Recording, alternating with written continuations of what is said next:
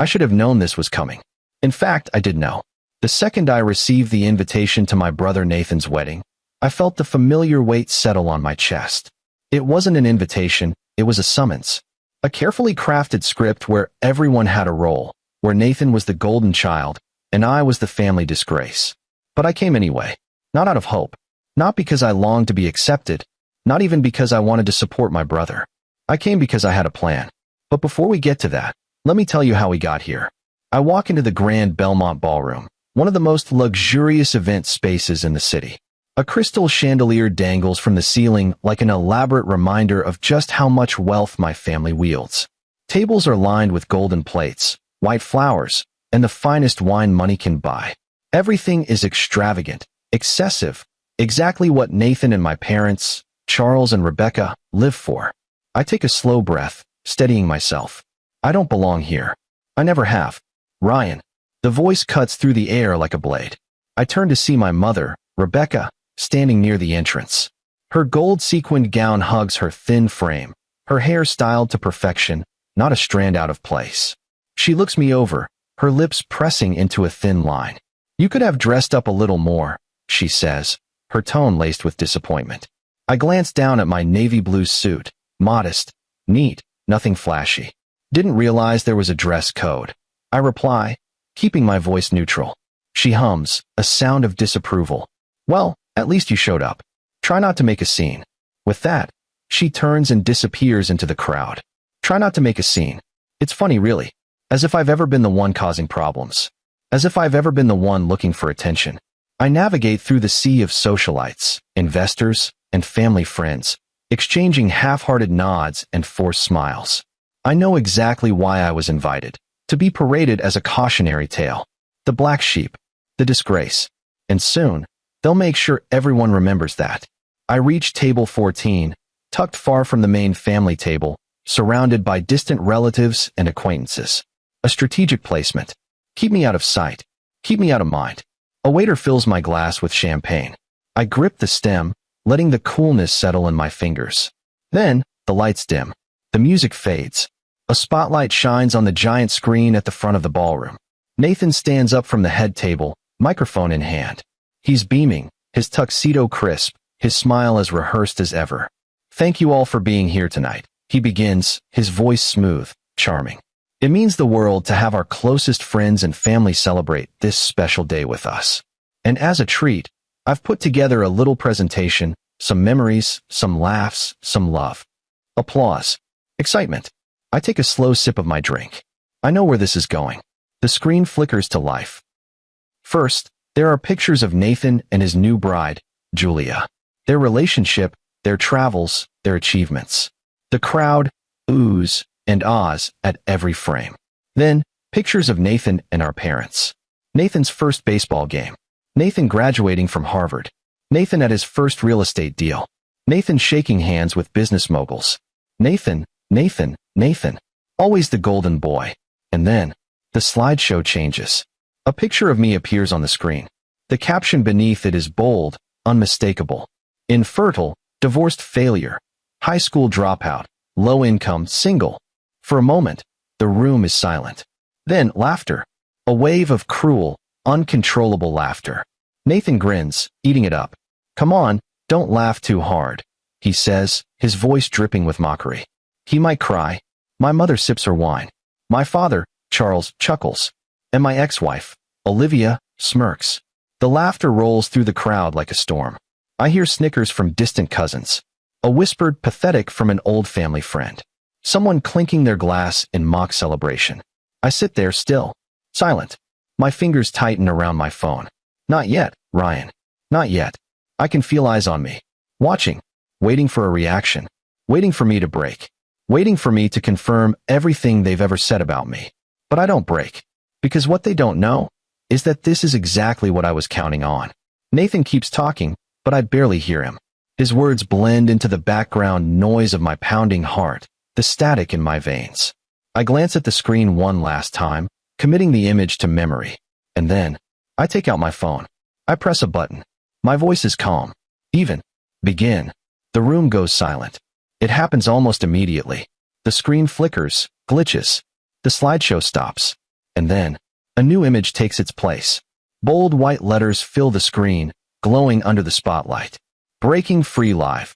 The reality of emotional abuse by family. The laughter dies instantly. Confusion sweeps through the room like a cold wind. I watch as my mother lowers her wine glass. My father stiffens. Olivia frowns. Nathan's confident smile falters. People begin whispering, shifting uncomfortably in their seats. And then, a notification pops up in the corner of the screen. Live viewers, 200, 000. 400, 000.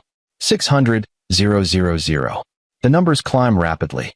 And then, a message appears, bold and unmistakable. A comment from Olivia's fiancé. The evidence is gathered. The legal team is standing by. You are not alone anymore. I look up, meeting Nathan's stunned gaze. For the first time in my life, I see it. Fear. Real, undeniable fear. I exhale steady and slow. Let's begin, shall we? And just like that, the power shifts. For the first time in my life, I hold the mic. The irony is, for years, they thought I was nothing. And maybe, at one point, I believed it too. After all, when the people who are supposed to love you constantly remind you of your failures, it's easy to start believing them. It's easy to accept that maybe you are the worthless, weak, good-for-nothing disappointment they say you are. For a long time, I let their words define me. I let Nathan's success overshadow me. I let my father's disapproval shape me. I let my mother's cold indifference break me. And worst of all, I let Olivia betray me, take everything, and still convince me it was somehow my fault. But not anymore. Because what they don't know, what they never even bothered to ask about, is that I stopped being the failure they painted me as a long time ago. And tonight, they're about to learn exactly who I've become. The life they never knew. To my family, I am a low-income, divorced office clerk barely scraping by in a dead-end job. That's the version of me they chose to believe. But in reality, I run Breaking Free, a global online community dedicated to emotional abuse survivors. What started as a simple anonymous blog 3 years ago has grown into a YouTube channel with millions of followers, a nonprofit organization with real-world impact, and an entire movement helping people escape toxic environments, just like the one I grew up in. And they have no idea. My father, Charles Carter, built his real estate empire from the ground up. My mother, Rebecca Carter, cemented herself in high society as a woman of grace and influence. My brother, Nathan Carter, followed in their footsteps, Harvard-educated, wealthy, engaged to a woman from another powerful family. They are the perfect Carter family. And I am the stain. They never once asked about my life. They never once wondered what I was doing with my time. They never once checked to see if I had something of value to offer the world. And because they never cared to know, they never saw what I was building. They never saw the thousands of survivors who found strength through my videos. They never saw the letters I received from people who left abusive households because of my guidance. They never saw the conference stages I stood on, speaking about emotional resilience. They never saw the best-selling book I published under a pseudonym, the one that became a lifeline for so many who had been told, just like me, that they were nothing. They never saw me. And tonight, for the first time, they're about to see me in a way they never have before. The plan I've been waiting to unleash. I didn't just walk into this wedding reception unprepared. I spent 2 years gathering evidence, recordings, emails, financial statements, all of it. I worked with lawyers, therapists, and experts in emotional abuse to build a solid case. I connected with people from my online community, many of whom knew this exact kind of pain, many of whom were watching me live right now. I didn't just come here to take a stand. I came here to win.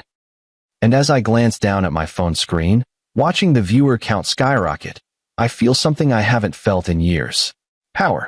Not the kind that comes from money, status, or manipulation, the kind my family worships, but the kind that comes from knowing your truth, from standing in your own strength, from no longer being afraid. The first signs of panic. The shift in energy is palpable. People are staring at the giant screen behind Nathan, trying to understand what's happening. I see my father's jaw tighten, his fingers gripping his glass of scotch. I see my mother's posture stiffen, her eyes darting toward my phone as if she already knows this is my doing.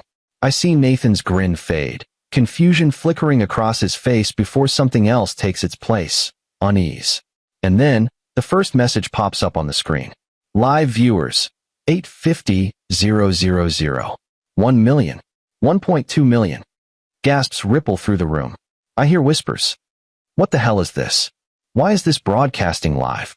But I'm not looking at them. I'm looking at Olivia. She's staring at the screen now, her expression unreadable. And then she sees it. The notification. A comment, highlighted in bold, from her fiancé. The evidence is gathered. The legal team is standing by. You are not alone anymore. Her face drains of color so fast I think she might faint. I tilt my head slightly, watching her reaction. She turns toward me, lips slightly parted. Ryan, what did you do? I don't respond. I simply raise my glass in a slow, deliberate toast. And then, for the first time all night, I smile. The truth will be heard. The murmurs grow louder. People are pulling out their phones, watching the live stream unfold in real time. The screen flickers, and a new message appears. Welcome to Breaking Free Live, the reality of emotional abuse by family. Nathan, still clutching the microphone, finally speaks. What the hell is going on? His voice isn't as confident anymore. I lean forward slightly, tapping my fingers against my champagne glass. I thought you liked presentations, Nathan, I say casually. You worked so hard to humiliate me with yours. I figured it was only fair I show the audience a different side of our family. His face hardens. This isn't funny, Ryan. I arch an eyebrow. Oh, I agree. It's not funny at all. I glance at the screen. Then, with a single tap on my phone, I start the first recording. The beginning of the end. He's just weak. He never had what it takes to be a Carter. We should have cut him off years ago. The voice booms through the venue speakers. Charles Carter's voice. My father. The room goes deathly silent. I take my time watching their reactions. Rebecca's hand tightens around her wine glass. Nathan's fingers curl around the microphone, his knuckles turning white. Olivia flinches. My father. Oh, my father finally looks worried. The silence stretches. Then I press play on the next recording. Ryan is a disappointment. He's infertile, he's weak, he's a failure. I don't even know why we still invite him to family events. Nathan's voice. I turn to him, watching the sweat bead on his forehead. You were saying? I ask. Nathan takes a step toward me, his voice low, dangerous. Turn it off. Now. I tilt my head. Why? Are you ashamed? You weren't ashamed when you said it. He lunges for me. But I don't move. Because I don't have to. Not when I have 1.5 million people watching. Not when I hold all the power now.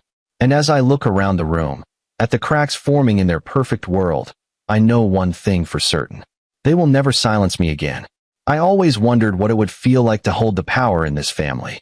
To sit in a room full of people who spent their lives belittling me, ignoring me, and dismissing me, and watch their world shatter in real time. Now I know. And let me tell you, it feels incredible. The room falls apart.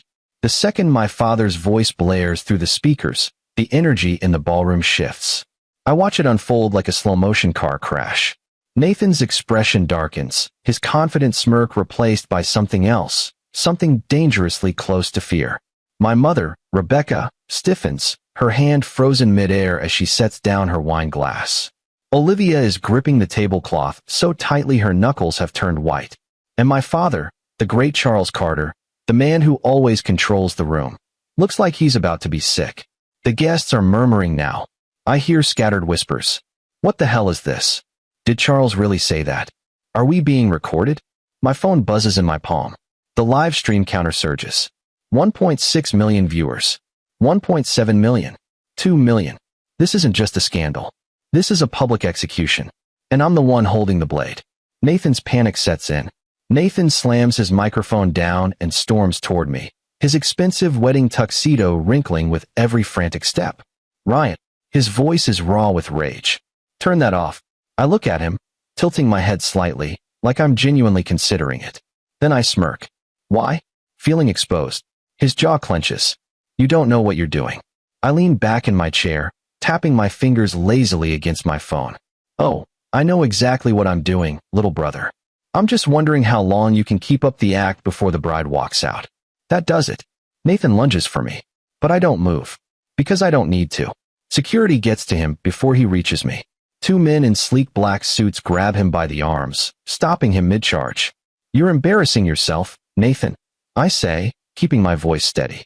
That's my job, remember? The crowd erupts in scattered gasps. Nathan struggles against the guards, his face red with rage. "You smug little." I press another button, and the next recording begins. Rebecca Carter's cold truth. Ryan was a mistake. It's my mother's voice this time. Rebecca Carter. The woman who spent her whole life curating the perfect image, the perfect family, the perfect lies, is suddenly the center of attention in the worst way possible. We should have never had him. He's nothing like Nathan. Nathan is strong. Nathan is successful. Ryan is just pathetic. The room erupts into chaos. I hear someone drop their glass. A sharp shattering sound follows. A few guests gasp, others stare at my mother in horror. But the best reaction? Julia, Nathan's bride-to-be. Her jaw is clenched. Her hands are trembling at her sides. She turns to my mother, voice deadly calm. "You said that about your own son?" Rebecca blinks rapidly, her breath shaky. That was taken out of context. "Oh, it gets better," I interrupt. "Let's hear what she said about Julia, shall we?" Rebecca snaps her head toward me. "Ryan, don't you dare." I press play. The bride learns the truth. "I don't care about that girl. She's just a pretty little pawn for Nathan to marry. A social climb." The silence is deafening. Julia stares at the screen, then at Nathan, then at Rebecca. Her hands are shaking. "You used me," she whispers. Nathan shakes his head, reaching for her. "Baby, no." She's twisting it. Julia slaps his hand away. The crowd erupts again. "Are you serious right now?" she hisses. "Your entire family treats people like disposable pawns, and you expect me to just go along with it." Nathan is visibly sweating. "It's not like that." "It is exactly like that." I cut in. "Welcome to the Carter family, Julia. If you think they actually care about you, you're more naive than I thought." She takes a step back from him. "You're a fraud, Nathan," she breathes. "And your family is disgusting." She rips off her engagement ring and throws it at his chest. "I'm done." The ring clatters onto the floor. Nathan stands frozen, stunned. And the wedding? Over. Charles Carter falls. I barely have time to enjoy the moment before my father finally snaps. "Enough!" Charles roars, slamming his hands onto the table. The entire ballroom flinches. He glares at me, his face red, his eyes burning with pure hatred. "You think this makes you powerful?" he seethes. "You think ruining your family's reputation makes you a man?" I look him dead in the eye. "No," I say, voice steady. "I think surviving you made me a man." The guests are no longer whispering. They are watching, waiting. I stand up from my chair. Then I press one final button. The final blow. Charles Carter has been under investigation for financial fraud for the past 6 months. The room erupts into chaos. I can barely hear over the collective gasps, the murmurs, the panic. On the screen, emails, transactions, and leaked documents flood in, evidence of my father's illegal dealings. My father's face turns a sickening shade of pale. The last time I saw him look this terrified, I was 10 years old, clutching a school report card with a single B+ on it. He had called me useless, a disgrace, a stain on the Carter name. Now he's the disgrace. Now he's the failure. And I'm just getting started. The aftermath begins. The wedding is officially ruined. Nathan's fiancée has walked out. My mother is humiliated beyond repair. My father is facing legal and financial collapse. And me? I'm walking out of this ballroom with my head held high. I glance down at my phone one last time. 2.5 million viewers. That's 2.5 million people who finally know the truth. I exhale slowly, feeling something I never thought I'd feel. Relief. For the first time in my life, I am not the failure. For the first time in my life, I am free. And as I turn to leave, my father shouts after me. One last attempt to control me. "Ryan, if you walk out that door, you're dead to this family." I pause. Then, without turning around, I say the words I should have said years ago. "I was dead to you a long time ago." And with that, I step into the night, never looking back. I walk away from the wreckage of my brother's wedding reception, but I'm not done. Not yet. Destroying the illusion of my family's perfection was only step one. Now it's time for something else. Justice. For years, they have mocked me, humiliated me, and discarded me like I was nothing more than an afterthought. Tonight, I make sure they never forget my name. The calm before the storm. The ballroom is in chaos. Nathan is standing alone, his tuxedo wrinkled, his ex-fiancée's engagement ring still lying on the floor where she threw it. My father, Charles, is red-faced and seething, barely keeping himself together as his business associates begin to step away from him. My mother, Rebecca, has her hand over her mouth, eyes darting around the room, looking for an escape. I could walk away now. I could let the damage settle, let them spend the next weeks trying to piece their shattered reputations back together. But that wouldn't be enough. Because there's one last lie that still needs to be unraveled. And I know exactly how to do it. I turn around, stepping back into the ballroom. The murmurs die instantly as I reappear. Nathan sees me first. His face twists with hatred, but there's something else in his eyes now. Fear. Good. I walk back toward my seat, pick up my champagne glass, and take a slow sip before I speak. Now that we've taken a little intermission, I say, voice steady. Let's get to the main event. Nobody moves. I press a button on my phone, and the next recording begins. Olivia's dirty secret. I never loved Ryan. He was just convenient. The room goes completely silent. I don't even need to look to know that Olivia, my ex-wife, has just gone pale. The recording continues. I mean, come on. He's infertile. He's weak. I needed a man who could actually give me a future. Someone like Nathan. Gasps ripple through the guests. I turn to my brother, and I smile. You know, I say, swirling the champagne in my glass. I always wondered why Olivia seemed so comfortable at our family gatherings. Nathan stiffens. His eyes dart to Olivia. My mother inhales sharply. My father? His expression hardens, but he doesn't say a word. Because he knows. The betrayal wasn't just my wife. It was all of them. The next message pops up on the screen. A text conversation between Olivia and Nathan. Olivia, I hate sneaking around, baby. I wish we didn't have to hide it. Nathan, just hold on a little longer. Ryan will break soon. He's too weak to fight back. Olivia, I don't even care if he finds out. He's pathetic. He'll just blame himself like always. Nathan, I know. That's why it's so easy. I let the words sink in. Let the reality settle over the room like a heavy fog. My mother shakily lowers her wine glass. My father finally speaks. You slept with your brother's wife? His voice is low. Dangerous. Nathan opens his mouth, but no words come out. And Olivia? She looks like she wants to vanish. The final blow. I should feel pain. I should feel betrayed. But the truth is, I've known for a while. I just wanted to hear them admit it. I lean forward, resting my arms on the table. So tell me. I say casually, was it worth it? Nathan finally snaps. This is ridiculous, he shouts. You're just trying to ruin my life because you're jealous. Jealous? I repeat, raising an eyebrow. Of what? Your failed engagement? Your crumbling reputation? Your fraud business? Nathan slams his fists on the table. You don't deserve to be here, he snarls. You've always been pathetic. You're nothing. You'll always be nothing. I smirk. And then I play the last recording. The lie about my infertility. Ryan isn't infertile. Silence. A slow, building silence as the words register. The doctor said he was fine, but we had to make sure people saw Nathan as the stronger one. Ryan could never be allowed to be an equal. It had to be Nathan. It was always Nathan. It's my father's voice. I turn to Charles, watching as his entire world crumbles. And for the first time ever, he has nothing to say. My mother looks physically ill. Nathan? He looks like he might pass out. The guests are no longer just murmuring. They are staring at the Carters like they are something rotten, something grotesque. Because they are. Breaking the final chains. I take another sip of champagne. And then, I finally stand up. For years, I say, voice steady. You told me I was a failure. I gesture toward the guests. You told everyone that I was the disgrace of this family. I look at my father. That I wasn't strong enough. I turn to my mother. That I wasn't worth loving. I lock eyes with Nathan. That I wasn't even a real man. Then I smirk. And yet, here we are. I point at the screen, the evidence, the truth. Tell me, Nathan, who's the failure now? The aftermath. Olivia grabs her purse and bolts. Nathan stumbles back, staring at the ground. My mother wipes her hands over her face, silent for once in her life. My father? He just sits there, beaten, defeated. And I walk toward the exit. Not as the failure, not as the outcast, but as the man who finally set himself free.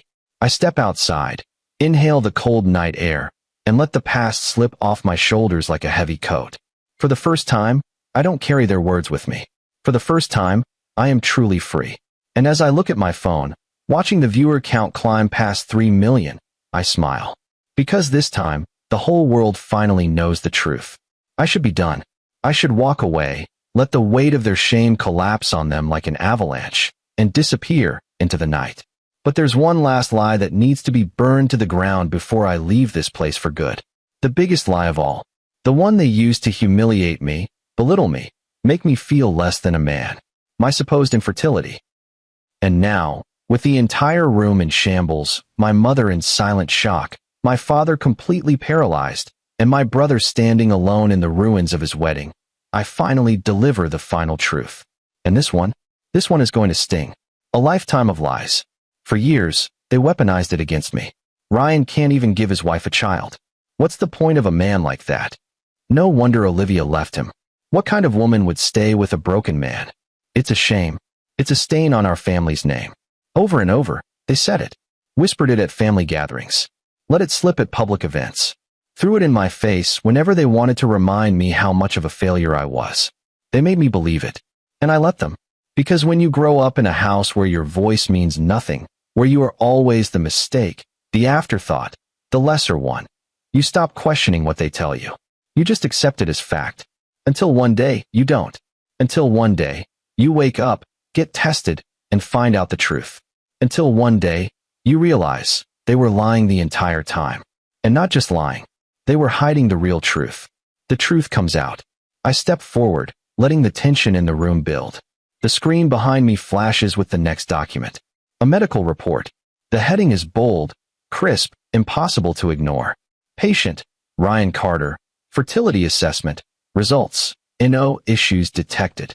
Silence. Deep, suffocating silence. Then, slowly, I turn toward Nathan. And I smile. Now, this is interesting. I say, my voice calm, controlled. Because according to this, I'm perfectly fine. Nathan's expression barely changes. But his eyes flicker with something raw. Fear. Guilt. Because he knows what's coming next. And so do I. The real infertile one. I turn back to the screen, pressing a button on my phone. A second document appears. Another fertility test. But this one, it's not mine. It belongs to Nathan. The heading is just as bold, just as impossible to ignore. Patient, Nathan Carter. Fertility assessment. Results. Severe infertility detected. I swear, you could hear a pin drop in that room. Nathan freezes. The guests? They're staring, whispering. My father? He's gripping the table, his face ghostly pale. And my mother? For the first time tonight, Rebecca Carter looks truly horrified. I let the weight of it settle in. Let them soak in the fact that the very thing they mocked me for, the very thing they used to destroy me, was never mine to carry. It was Nathan's. Nathan snaps. Nathan lunges forward. You bastard, he snarls, knocking over a champagne glass as he reaches for me. The crowd gasps. I don't move. I don't flinch. I just watch him come apart at the seams, his whole life unraveling right in front of him. He doesn't make it far. Security grabs him again, holding him back as he thrashes like a rabid dog. Ryan. His voice is hoarse, desperate. You don't understand. This is private. Private. I raise an eyebrow. You mean like how my infertility was private before you and Mom turned it into a dinner table joke? You don't get it. Nathan's eyes are wide, wild with panic. I had no choice. He cuts himself off, chest heaving. And that's when it hits me. Nathan didn't just know. He was forced to live the lie. I glance at my father, who won't even look at me. Then at my mother, whose lips are pressed into a thin, bloodless line. And suddenly, it all makes sense. The burden of being the golden son. They built Nathan up to be the perfect Carter son. The heir. The successful one. The one who would carry on the legacy. And infertility? That was not part of the plan. So what did they do? They switched it. They let me be the failure so Nathan wouldn't have to be. They threw me under the bus, dragged my name through the mud, ruined my reputation. Just so Nathan could stay on his pedestal. I exhale slowly, shaking my head. Wow. I say, my voice thick with mock admiration. You really are pathetic. Nathan yanks against the guards again. Shut up, Ryan. You let them use me. I say, letting my words slice through him. You let them humiliate me, ruin my marriage, make me feel like I was less than a man. And for what? So you could keep pretending? Nathan's face twists in rage. You don't know what it was like. I laugh, a short, bitter sound. I know exactly what it was like, Nathan. You were their golden son. You had everything. And instead of standing up for me, you let them break me. He stills, chest heaving. You let them break me, I repeat. And now look at you. You're standing here, in the ruins of your wedding, your business crumbling, your fiancé gone, and the world watching as the truth comes out. His hands shake. His whole body shakes. You destroyed me first, I tell him, voice low. And I survived it. But you? You won't. And with that, I let him go. I turn away from him, from my mother's hollow silence, from my father's useless rage. And I step off the stage. The damage is done. I can hear the murmurs growing louder. People are already posting, sharing, talking. I look at my phone. Live viewers, for million. A notification pops up. Breaking news. Scandal erupts at Carter wedding. Family secrets exposed in viral live broadcast. I smirk. Good. Let the world see. Let them all see. Because for years, I was forced to believe I was the weak one. The worthless one. The failure. But now they know the truth. And it's too late to silence me. It starts slowly. The unraveling. Like a single thread being pulled from an expensive suit, barely noticeable at first, until suddenly, the entire thing is falling apart at the seams. And the best part? They don't even realize just how much damage has already been done. Not yet. But they will. The first cracks appear. Nathan is still thrashing against the security guards, his face a mess of rage and desperation. My mother, Rebecca, is motionless in her chair, eyes vacant, like she's watching her whole world collapse in real time. My father, Charles, he's still trying to control the situation, still gripping onto the illusion of power, the same way he's always held on to his money, his influence, his name. But the illusion is already shattering. I watch as he leans in to whisper something to one of his business partners, Mark Calloway, the CEO of a multi-million-dollar development firm. Mark, who once praised my father as a business genius, doesn't even acknowledge him, doesn't even look at him. Instead, he mutters something to his wife and stands up. And just like that, he walks out. Nathan sees it. His entire body stiffens. Then another man stands. Then another. One by one, the business partners, the investors, the executives who once circled my father like vultures waiting for scraps, are leaving. And Charles Carter is left clutching nothing but the remnants of his reputation. I check my phone. Breaking news. The Carter empire is falling. I smile. Because this is exactly what I planned for. Nathan's last stand. Nathan finally breaks free from the guards. He spins toward my father, voice wild with desperation. Dad, he chokes out. Say something. Do something. Charles doesn't answer. Because what can he say? That he can fix this? That he can buy his way out of a scandal that has already reached millions of people? No, not this time. Nathan's panic turns into fury. He rounds on me, pointing a trembling finger. This is your fault, he spits. I tilt my head. Really? You ruined my wedding. My reputation. My entire life.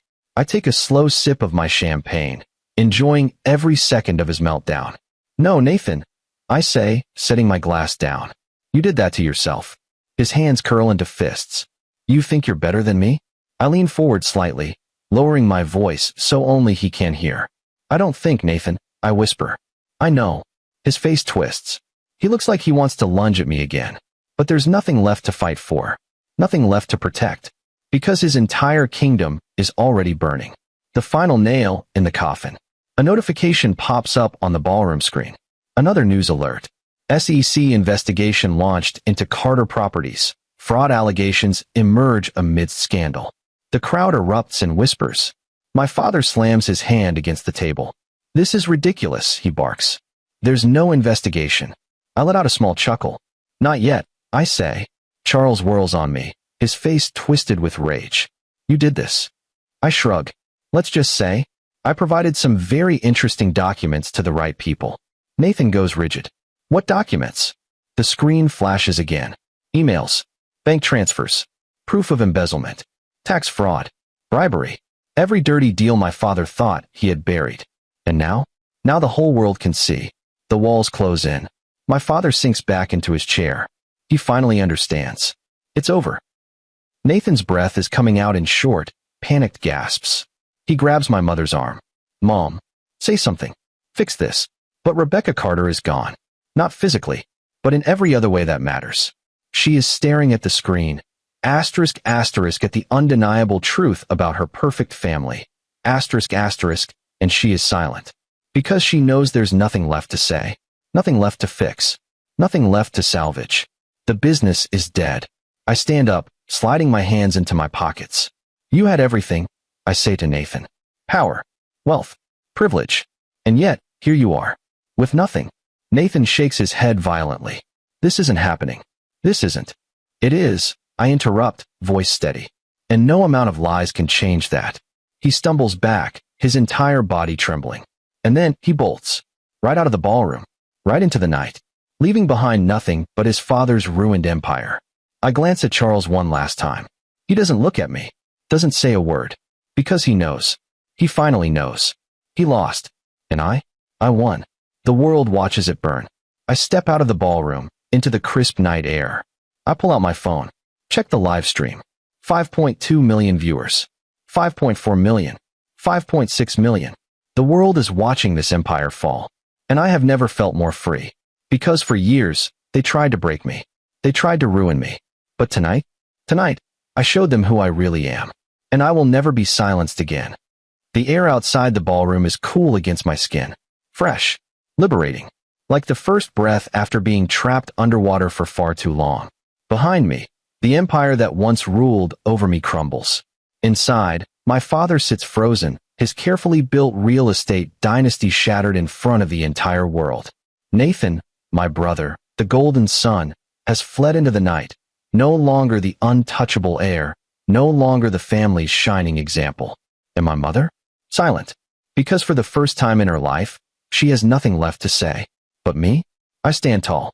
Because after years of humiliation, lies, and exile from my own family, I have won. And the best part? This is only the beginning. The aftermath begins. My phone buzzes. A new notification. 6 million live viewers. That's 6 million people who just witnessed my family's fall from grace in real time. I let out a slow breath, watching the numbers tick up. I never planned for this to go so viral, but I should have known. People love a scandal, especially when it's about a powerful, untouchable family falling to pieces. And right now, the Carter name is front page news. Another buzz. This time a call. I glance at the screen. David Reed, a longtime friend, an attorney specializing in corporate fraud cases. I answer. Ryan, he greets, his voice smooth and calm. I assume you've seen the news? I have. I reply, walking toward my car. Good. Because I have some updates. I smirk. Let me guess. The feds are interested in dear old dad. David chuckles. Oh, they're more than interested. They're moving forward. The documents you provided were airtight. There's no way out of this. I lean against my car, watching the ballroom entrance from a distance. How long before the hammer drops? I ask. A week, maybe less, David answers. But honestly, he won't even need an arrest to ruin him. His business partners are already cutting ties. Stocks for Carter Properties have dropped by 40% in the past hour. Investors are panicking. The company is dead. I exhale slowly. It's happening. Everything he built on lies and cruelty is falling apart. And for once, there's nothing he can do about it. The fallout spreads. I scroll through the news headlines. The Carter family scandal, infidelity, fraud, and a fall from grace. Ryan Carter exposes his family in shocking live broadcast. Millions watch. SEC investigation into Carter Properties begins. What comes next? I smile to myself. The Carter name used to be a symbol of success, of power. Now, it's synonymous with corruption, deception, and downfall. I glance back at the entrance. Reporters are gathering, their cameras flashing as guests flee the ballroom like rats escaping a sinking ship. I can already imagine the headlines tomorrow. The wedding that destroyed a dynasty. Beautiful. Nathan's rock bottom. Just as I'm about to get into my car, I hear footsteps. Fast, frantic footsteps. I turn, and there he is. Nathan. His tuxedo is disheveled, his hair a mess. His entire body is trembling with rage and desperation. You think this is funny? He spits, his voice raw. I raise an eyebrow. Funny? No. Satisfying. Absolutely. You ruined my life, he snarls. I lean against the car, crossing my arms. Nathan, your life was already a disaster. I just turned on the lights so everyone could see it. His breathing is ragged. His hands shake at his sides. "You don't get it," he whispers. "You don't know what you've done." I tilt my head. "Oh, I think I do," I say. "For the first time, you get to see what it's like to be me. To be the one discarded. The one humiliated. The one they never actually cared about." Nathan swallows hard, his Adam's apple bobbing. "You should have let it go," he mutters. I push off the car, stepping toward him. "Let it go," I repeat. "You spent years tearing me down. You let Mom and Dad use me as your scapegoat while you stood there and enjoyed the praise. You let Olivia cheat on me with you and laughed behind my back." His jaw clenches. "Did you really think I'd let that slide?" I ask, my voice dropping. "Did you really think I'd just take it forever?" He shakes his head, looking at the ground. And for the first time, Nathan Carter looks truly broken. Not the cocky, golden son. Not the arrogant, untouchable heir. Just a man with nothing left. I should feel bad. But I don't. Because he did this to himself. "Goodbye, Nathan," I say, stepping back. And then I get into my car, leaving him standing in the ruins of his own making. The new chapter begins. A week later, I sit in a high-rise office in downtown Manhattan. The view is breathtaking. Skyscrapers stretch across the skyline, the city humming beneath me. But my focus is on the TV screen in the corner. Breaking news. Former real estate tycoon Charles Carter under federal investigation for fraud. I sip my coffee, watching as my father is escorted out of his office in handcuffs. The once untouchable king of real estate, now a disgraced criminal. Nathan? No one has seen him since that night. Rumors say he left the city, disappeared to avoid the shame. And my mother? She's keeping a low profile, hiding from the public eye. As for me, I turn my gaze to the desk in front of me. A new contract sits there. A deal with one of the biggest publishing houses in the country. My second book, an in-depth memoir about my journey, my family, and how I rose from the ashes of their abuse, is already a guaranteed bestseller. I pick up my pen, signing my name at the bottom of the contract. And just like that, I close the chapter on my past and step into my future. A year later, the Barnes & Noble in downtown Manhattan is packed. Hundreds of people stand in line, holding copies of my new book, The Truth We Bury. At the signing table, I greet each reader, signing their books, shaking their hands. Many of them share their own stories of surviving emotional abuse, of finding strength in my journey. And for the first time in my life, I know I have purpose. I am not the failure my family tried to make me believe I was. I am stronger than them, better than them. And as I sign the last book, I write the same words I always do. Your voice has power. Don't be silent anymore. And this time, I finally believe it. It's been a year since I destroyed the Carter Empire. A year since I stood in that ballroom and watched everything they built collapse under the weight of their own deception. A year since I turned my pain into power, my humiliation into vindication. A year since I won. And yet, standing here now, in front of a packed bookstore in Manhattan, I realize something. This isn't just about winning. It never was. It's about something bigger. Something greater than revenge. Something greater than me. It's about every single person who has ever been told they are nothing. And tonight, my final message isn't just for my family. It's for all of them. The book signing event, Barnes & Noble, is overflowing. People stand shoulder to shoulder, holding copies of my book, The Truth We Bury, waiting for their turn to meet me. The energy in the room is electric. Excited. Empowered. Because this isn't just a book signing. It's a movement. I sit at a table near the front of the store, a massive banner with my face hanging behind me. I never imagined I'd be here. That people would actually care about my story. That I would become someone worth listening to. And yet, here I am. Signing books. Taking pictures. Hearing their stories. Because, as it turns out, my story isn't just mine. It belongs to every person who has ever been dismissed, ridiculed, and broken by the people who were supposed to love them. And now, we are all breaking free. Together. A familiar face in the crowd. I flip open another book, pen hovering over the first page. What's your name? I ask. The woman in front of me shifts nervously, her hands gripping the hard cover like it's a lifeline. Amanda, she says softly. I smile. Nice to meet you, Amanda. Her eyes shine with unshed tears. I just wanted to say, your book changed my life, she whispers. I left an abusive home because of your story. I finally had the courage to walk away. A lump forms in my throat. This is why I did it. Not for revenge. Not for fame. But for this, for people like Amanda, for the ones who needed a voice when they had none. I squeeze her hand gently before handing her the signed book. Your voice matters, I tell her. Never let anyone silence you again. She nods, tears slipping down her cheeks as she walks away. And then, just as I reach for the next book, I see her. A woman standing at the very back of the line. Her clothes are simple, jeans, a sweater, no jewelry, no makeup. Her once flawless, expensive appearance is gone. And yet, I know exactly who she is. Because I never forget a ghost from my past. Rebecca Carter. My mother. A conversation we should have had years ago. She doesn't move. She just stands there, eyes locked on mine, hesitation in every line of her posture. I stare back, waiting. I should have expected this.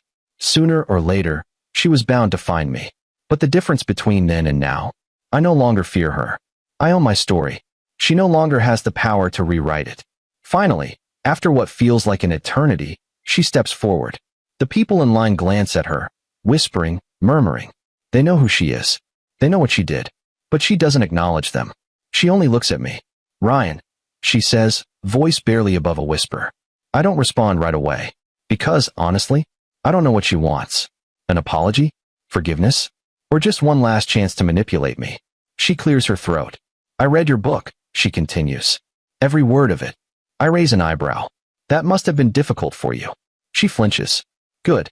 Because reading about the pain she caused is nowhere near as difficult as living it. She shifts uncomfortably. I wanted to come sooner. But I wasn't sure if you'd even speak to me. I lean back in my chair, crossing my arms. Well, here I am. I say. Speak. The bookstore is dead silent. All eyes are on us. She hesitates again before exhaling sharply.